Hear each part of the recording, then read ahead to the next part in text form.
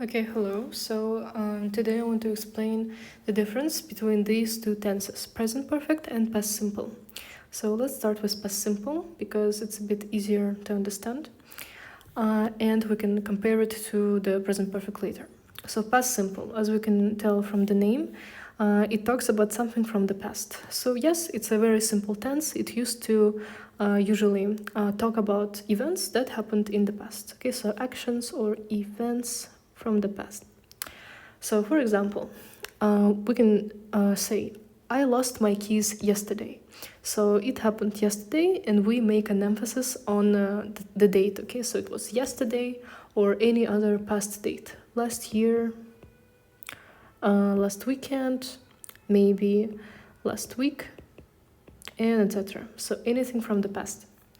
And now let's just see how it is formed. So very simply, we just take our pronoun. It can be anything. So I, you, he, she, it, we, they.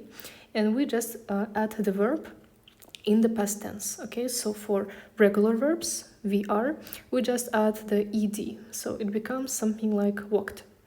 So this is an example of a regular verb. And for irregular verbs, you have to use the second verb form. For example, do becomes did.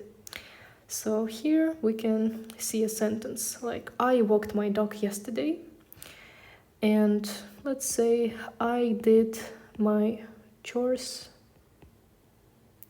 also yesterday. So just two uses of very simple past simple sentences. And this is the usual way we use it, so it's the use number one. And also, alternatively, we can use it to emphasize that the event ended and it's not irrelevant anymore. So just description of the past. They finished their homework at 6 p.m. Okay, so this is just a fact and it's not relevant now. It's just like something they did at 6 p.m. They finished it and that's the end of the action. And now let's move to present perfect. So present perfect has more uses and it's very frequently used in some phrases. So, for example, we can use the present perfect when we talk, as you can see, about the present, but in very special ways. So, way number one is the result is relevant now. So, I have lost my keys, okay? So, I have lost my keys. It doesn't really matter when it happened, okay? So, when is not really a question when we talk about perfect. It's about the fact, okay? So, it's the fact that this event occurred. So, I have lost my keys. And this signifies that I still haven't found them, right? So I have lost my keys, and this is the problem. So this is the most frequent way of using present perfect. So now let's just see how it's formed. Here we can see that we don't only use the verb, we also have the verb to have before the main verb. So for I, you, we, and they, we use have. And for he, she, it, we use has. And after choosing the right conjugation, we add the verb in the third form. So once again, it's different for regular and irregular verbs. So for regular verbs, you just add ed, so it's exactly like the second form.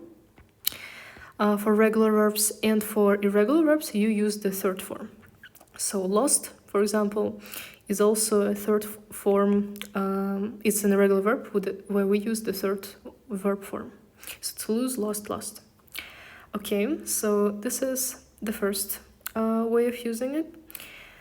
And, oh, sorry, I meant the third form. Yes, okay, let's just erase it. And let's see some other ways of using present perfect. So sometimes we use them to describe experiences. For example, you can say, I have been to Paris. Okay, so once again, the question doesn't concern the time when it occurred. It's not important. What's important is that the fact that you've been there, okay? So just an emphasis that you've been to Paris. It doesn't matter when or how many times, you've just been there. And the third way of using it is when an event from the past that started in the past is still relevant, still ongoing, okay? It's continuous. For example, she has lived there for 3 years. Okay, so she has lived from the point of the past up to present. Okay, so it was a continuous action that is still relevant. She's still living there.